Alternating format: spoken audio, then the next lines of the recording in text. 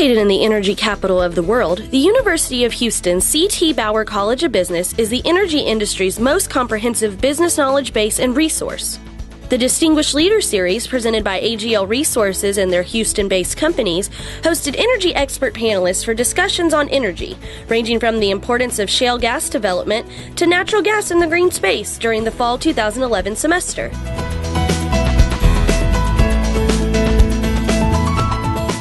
Kicking off the fall 2011 series, the C.T. Bauer College of Business brought in two experts in the subject of oil and shale gas development: J. Lanier Yates, an adjunct professor at the UH Law Center, and New Orleans attorney Keith B. Hall, who focuses his practice on oil and gas law and environmental law.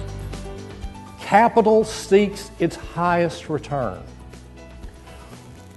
Why is this transformative era in the midst of just changing the national energy scene? Because the reserves are here in the United States. One producer, I would point out to you, has 500,000 acres under lease, and they're drilling like there's no tomorrow. Why? As contrasted to the Macondo well, 100 million recoverable. AGL Resources has expected recoverable reserves in the Eagle Ford of 1 billion barrels of oil.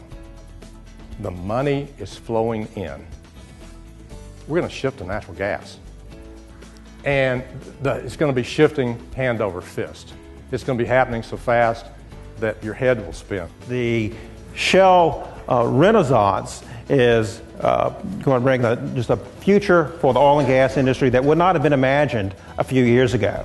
And it's all because of the oil and gas industry learning to combine two technologies that have been around for a while: horizontal drilling and hydraulic fracturing, and to use them together in a way that makes it economical to produce from shale oil and gas where it was not possible before. And there are a number of legal issues, but they're driven by 5 main concerns.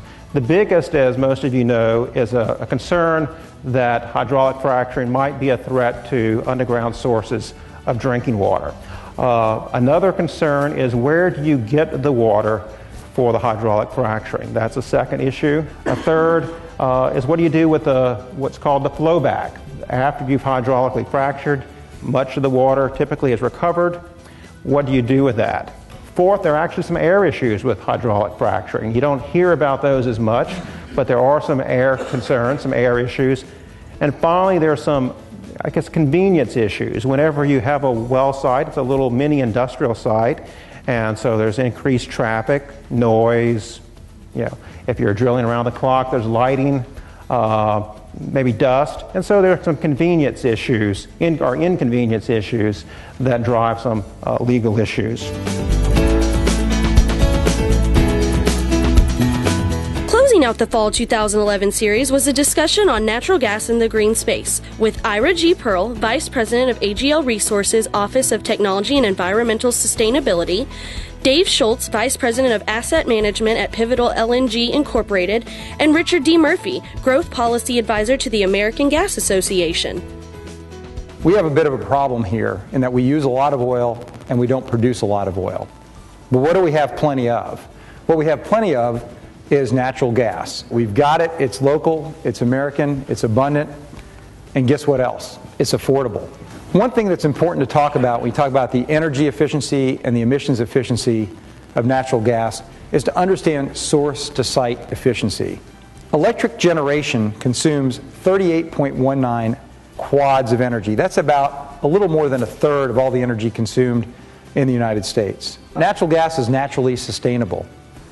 Energy security perspective, 98% of the gas in this country comes from North America. We have a 100-year plus supply. Source-to-site efficiency, we talked about that. Natural gas, 3 times better than electricity for the appliances in your home that you can convert between natural gas and electricity. And the natural gas emissions, 43% less carbon than coal, 28% less than petroleum, and as well as sustainable. There's multiple sources of renewable gas from landfills, ag waste, forest resources, and solid waste. A lot of opportunity there. Securing economic growth and protecting the environment has long been viewed as really competing objectives. However, over the last several years, there's been an increasingly awareness of how those two objectives are really interdependent. At its full potential, renewable gas could well be the most reliable and most cost-effective renewable energy source. Renewable gas is one of the few options that can reduce greenhouse gas emissions, create jobs, and enhance America's energy security within a relatively short period of time. Creating greater diversity in our energy resource portfolio is of paramount importance if we are to enhance our energy security and economic prosperity. The direct use of natural gas in end-use applications is far more efficient than taking that gas, converting it to electricity, and utilizing that electricity for the same end-use applications. Today, surprisingly enough, there's one vehicle in the United States that you can purchase from an OEM that's natural gas fueled directly from a manufacturer, and that's a Honda Civic. In Europe, there's 40 different models that you could go to a showroom and buy as a natural gas vehicle. And the same is true in other countries of the world. You can buy natural gas vehicles. It just hasn't matured in the United States yet. There's room for growth, there's room for capital expenditures, and there's room for value to be created and dollars to be saved by converting to an alternative fuel. Heavy-duty mining operations, some of those trucks are 1,500 to 2,000 gallons of diesel consumption a day. They run 24 hours a day, 7 days a week.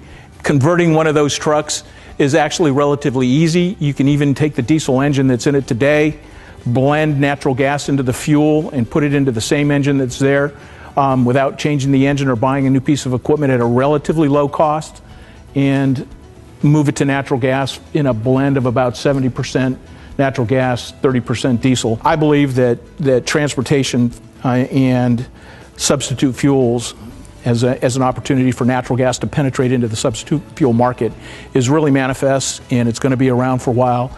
And as you watch this industry grow, we're going to go off of that early adopter curve and really begin to accelerate.